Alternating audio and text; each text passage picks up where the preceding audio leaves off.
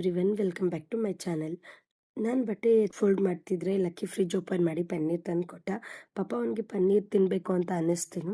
ಯಾವಾಗಲೂ ಪನ್ನೀರ್ ಗ್ರೇವಿ ಅಥವಾ ಕರಿ ಟೈಪ್ ಏನು ಮಾಡೋದು ಅಂತ ಹೇಳ್ಬಿಟ್ಟು ಇವತ್ತು ಲಕ್ಕಿಗೆ ಸಿಂಪಲ್ ಆಗಿ ಪನ್ನೀರ್ ಸ್ನ್ಯಾಕ್ ಮಾಡೋಣ ಅಂತ ಅಂದ್ಕೊಂಡೆ. ಇನ್ನು ನಾನು ಇವತ್ತು ಪನ್ನೀರ್ ಬೈಟ್ಸ್ನ ಮಾಡೋಣ ಅಂತ ಅಂದ್ಕೊಂಡಿದ್ದೀನಿ. ಈ ಪನ್ನೀರ್ ರೆಸಿಪಿನ ಏರ್ ಫ್ರೈಯರ್ ಯೂಸ್ ಮಾಡಿ ಮಾಡ್ತಾ ಇದ್ದೀನಿ. ಇದು ಆಯಿಲ್ ಫ್ರೀ ಮತ್ತು ಹೆಲ್ದಿ ಕೂಡ. ಬನ್ನಿ ಪನ್ನೀರ್ ಬೈಟ್ಸ್ ಮಾಡೋದು ಹೇಗೆ ಅಂತ ನೋಡೋಣ. ಈ ಪನ್ನೀರ್ ಕ್ಯೂಬ್ನ ಕಟ್ ಮಾಡಿ ಒಂದು ಬೌಲ್ಗೆ ಟ್ರಾನ್ಸ್ಫರ್ ಮಾಡ್ಕೊಳ್ಳಿ. ಇದಕ್ಕೆ 2 ಟೇಬಲ್ ಸ್ಪೂನ್ ಮೊಸರು, 1/2 ಟೇಬಲ್ ಸ್ಪೂನ್ ಖಾರದ ಪುಡಿ, ರುಚಿಗೆ ತಕ್ಕಷ್ಟು ಉಪ್ಪು, ಒಂದು 1/2 ಟೇಬಲ್ ಸ್ಪೂನ್ ಗರಂ ಮಸಾಲ, ಒಂದು 1/2 table spoon jeera powder, 1/4 table spoon ಅರಿಶಿನ ಹಾಕಿ ಚೆನ್ನಾಗಿ ಮಿಕ್ಸ್ ಮಾಡಿ ಒಂದು 5 to 10 ಮಿನಿಟ್ಸ್ ಹಾಗೆ ಬಿಡಿ. 5 ಮಿನಿಟ್ಸ್ ಆದಮೇಲೆ ಇನ್ನೊಂದ್ಸಲಿ ಮಿಕ್ಸ್ ಮಾಡಿ ಏರ್ ಫ್ರೈಯರ್ ಪೇಪರ್ನಲ್ಲಿ ಸ್ವಲ್ಪ ಆಯಿಲ್ ಹಾಕಿ ಅದನ್ನು ಸವರಿಕೊಂಡು ಮ್ಯಾರಿನೇಟ್ ಮಾಡಿರೋ ಪನ್ನೀರನ್ನ ಹಾಕಿ, ಬಟ್ ಓವರ್ಲೋಡ್ ಮಾಡಬೇಡಿ.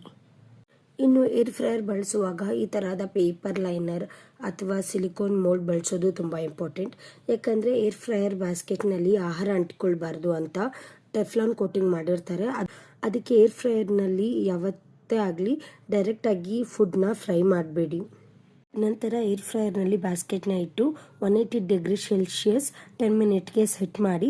ಇಲ್ಲಿ ಇನ್ನೊಂದು ಇಂಪಾರ್ಟೆಂಟ್ ವಿಷಯ ಏನು ಅಂದರೆ, ಪ್ರೀಹೀಟ್ ಮಾಡುವಾಗ ಯಾವತ್ತೇ ಆಗಲಿ ಪೇಪರ್ನ ಯೂಸ್ ಮಾಡಬೇಡಿ. 5 ಮಿನಿಟ್ಸ್ಗೆ ಒಂದ್ಸಲ ಪನ್ನೀರ್ ಬೈಟ್ಸ್ನ ಫ್ಲಿಪ್ ಮಾಡ್ತಿದ್ರೆ 2 ಕಡೆನೂ ಗರಿ ಗರಿಯಾಗಿ ಫ್ರೈ ಆಗುತ್ತೆ. ಸೊ ಇವಾಗ ಪನ್ನೀರ್ ಬೈಟ್ಸ್ ರೆಡಿ ಆಗಿದೆ.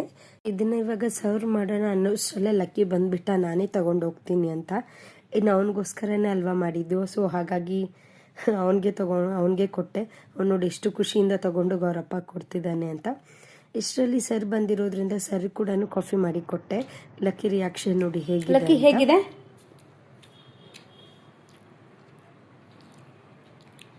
ಇಷ್ಟ ಆಯ್ತಾ? ಎಷ್ಟು ಮಾರ್ಕ್ಸ್ ಕೊಡ್ತೀಯಾ?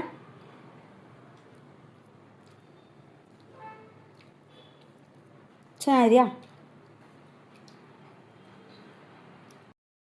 ಈ ಸ್ನ್ಯಾಕ್ ತುಂಬ ಇಷ್ಟ ಆಯಿತು ಅಂತ ಕಾಣಿಸುತ್ತೆ. ನೀವು ಒಮ್ಮೆ ಮನೆಯಲ್ಲಿ ಟ್ರೈ ಮಾಡಿ ಇದನ್ನು ನಿಮ್ಮ ಮಕ್ಕಳಿಗೆ ಮಾಡಿಕೊಡಿ. ಯಾಕಂದರೆ ಇದು ಹೆಲ್ದಿ ಆ್ಯಂಡ್ ಸಿಂಪಲ್ ಕೂಡ, ಬೇಗನೂ ಆಗುತ್ತೆ. ಇದು ನಿಮ್ಮ ಮಕ್ಕಳು ತುಂಬ ಇಷ್ಟಪಟ್ಟು ತಿಂತಾರೆ. ಸೊ ಒಂದ್ಸಲಿ ಟ್ರೈ ಮಾಡಿ. ನಿಮಗೆ ಈ ವಿಡಿಯೋ ಇಷ್ಟ ಆಗಿದ್ದರೆ ಲೈಕ್ ಮಾಡಿ ಮತ್ತು ಸಬ್ಸ್ಕ್ರೈಬ್ ಮಾಡಿ. ಇನ್ನು ಥ್ಯಾಂಕ್ ಯು.